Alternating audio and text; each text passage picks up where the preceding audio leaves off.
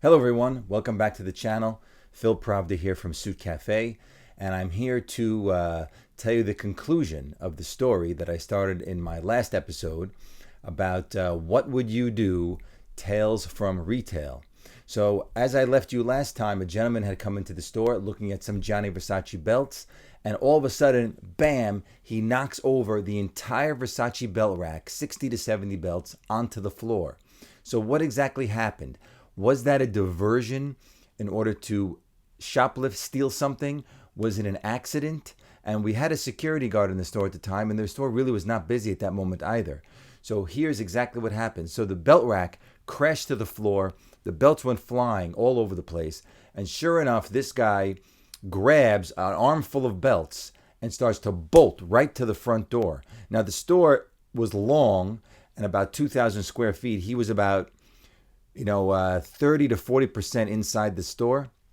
He bolts right to the front door. The door was open because we used to keep the door open just to, create a nice flow of traffic inside the store.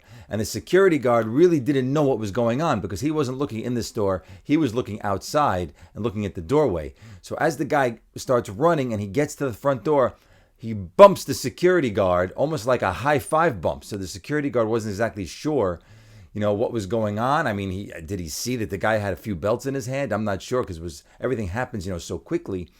So he bumps the security guard and boom, gets right outside the front door and runs down the street. So that's pretty much what happened. No one was able to catch him. The streets are crowded on Fifth Avenue. We were right across the street from the Diamond District. And he disappeared into the crowd. And that was it. So we lost, I think it was 3 or 4 belts is what we lost. And the price ranges of those belts, as I said in the last video, anywhere from, I think, $195 to $300 or $400 for a belt, depending on what the design was. But look, it's retail. The door's open to the public, and sometimes, those things happen. So we're going to check the comments if anybody came close to that particular outcome, and they can get the next giveaway.